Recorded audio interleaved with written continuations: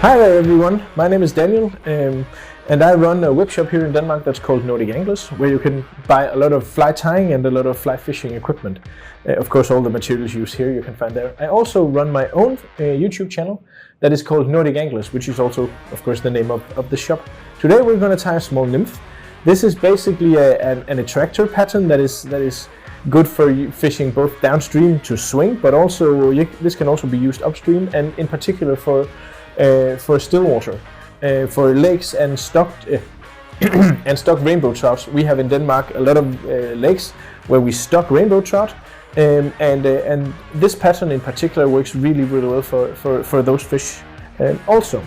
So it's a fairly simple pattern, not that many materials used, but it has a lot of life due to the rubber legs and a bit of shine to it due to the flashy back here. So basically I'm going to use an Ahrex 540 in a size 8. You can of course change this according to your needs and your particular waters, and a small brass bead. Of course, if you fish deeper waters you could use a tungsten or even a bigger brass bead. It's all up to your preferences. I mean, this pattern can work in all sizes, and you can even change up the color scheme if that's something that you wish to do. So basically just cover the hook shank here with some tying thread to make a good foundation for the actual tie. And then we're going to take some partridge feathers. That one was actually excellent for something we're going to do later on, so I'm just going to pick another one.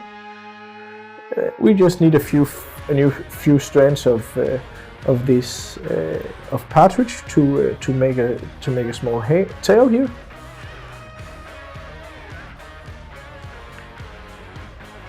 Let me see how this looks. Yeah, that looks nice. It's not going to be a big tail, just a few short strands of the partridge. There we go. Then I'm going to take a few strands of Opal Mirror Flash. These are going to be kind of an attraction point, but they're also going to be a rib to give this fly a bit more flashy look. Also for murky water, and basically just to attract. So just took 2 strands of this, tied them down, cutting away the leftover. Then I'm going to take some light brown squirreled up. I think this is actually the natural color of the I think it's called natural fox or just natural squirreled up. I have all my squirreled ups in a box like this, so I can't recall exactly what the color was called, but it's a light brownish grayish color that works, as I said, exceedingly well for this pattern and for a lot of other patterns as well. Then basically just build up a body using the dubbing here. And what I find with nymphs that is something I think is very important is, if you want a thorax and you want your nymph to have the right properties and proportions, then it's important to make the first part of this body here shorter than you actually think, because for some reason whenever you make the thorax and the wing case, it always seems to be shorter. It always seems to turn out shorter than what you actually think. So when you do this, make sure you have enough room for the thorax. So I would say, even though the thorax and the wing case is not gonna look like half of the body, then if you have half of the body to make it, that will make up the correct proportions of this.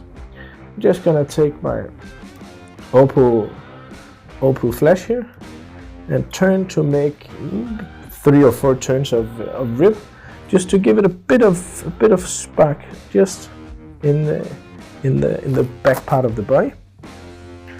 I'm gonna take a bigger bundle of the crystal flash here, of the flash, and because we can do that now, because this is gonna be the wing case.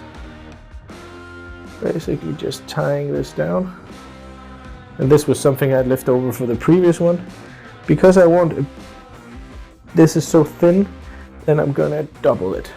This also makes the fly a lot more durable and strong. There we go. It's a bit difficult for me to actually tie this, because there's there are 6 lights pointing directly at me and 6, no, 8 or 10 on top of them, and this flash is very shiny, so I'm getting a bit blinded, but you know, and it's a small fly, but I think everything looks as it should now. Then we're going to take 2 rubber legs in orange, no, not orange, of course, olive, and we're going to attach one to each side. There we go. That was on the one side. And when you attach these, the easiest way is basically to just take them and then double them around the thread. Then you can pull them exactly where you want them in place, and then just basically tie them down.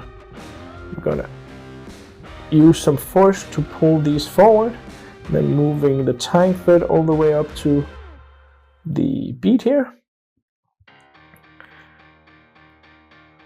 Pull these out to the side. I don't know why they didn't want to go there. There we go. Pull these down so they are pointing out to the sides.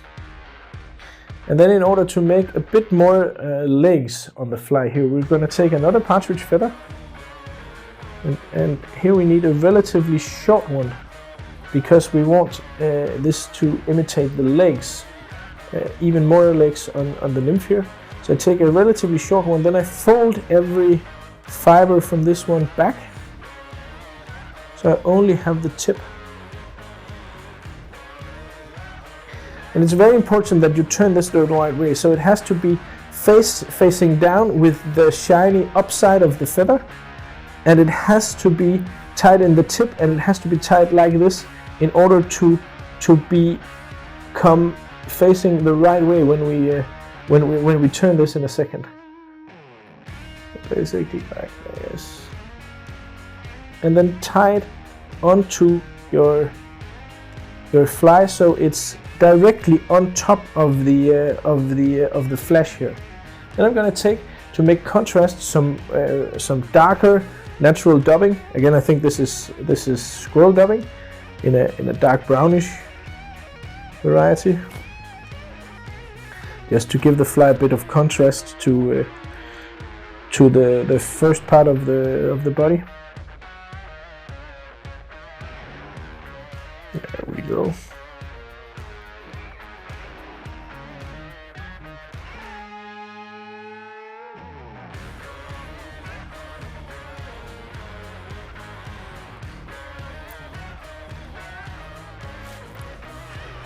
Bit more.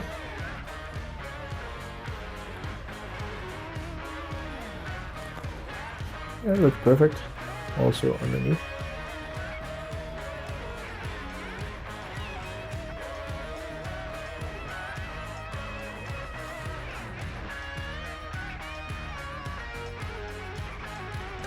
Then I'm gonna turn the partridge hackle, and I'm gonna fold everything back here. Hold everything back. Then I'm gonna make a very gentle turn on top here. 2 of them. Pull the feather tight, and then I'm gonna apply pressure. This will make the partridge hackle stand out to the sides. And before I do anything else, I'm gonna cut this off as close to as possible. Then I'm gonna take my flesh, and I'm gonna force all of the hackle down with the flesh. I'm gonna fold everything back. Then I'm gonna tie just behind the gold head. There we go.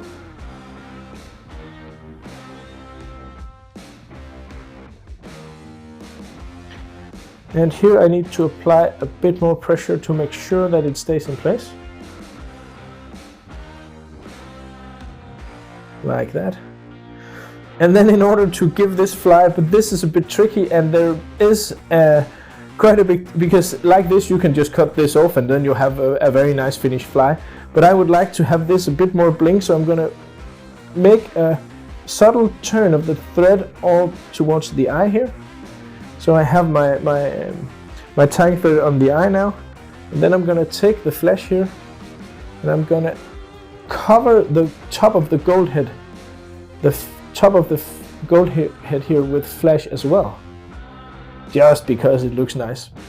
But here it's very important to apply a lot of pressure to make sure that this will stay in place.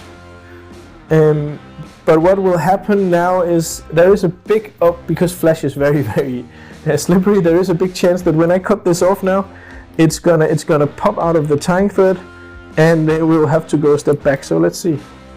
It seems to be there still.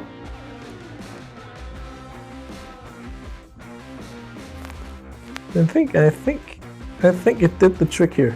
If you see the short video of this on Instagram, you will see. No, you probably won't see. But there we made the mistake. There something happened, so we couldn't do this, and therefore that variant of this fly does not have the bead covered in shiny flesh.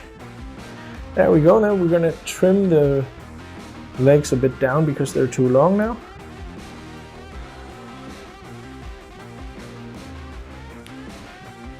You can of course leave them as long as you wish, but I thought there was a strand of flesh there. And another one. There we go. There we have it. The finished nymph here, ready to slay some rainbows or some brown trouts or some graylings even, depending on the water you fish. Ta-da!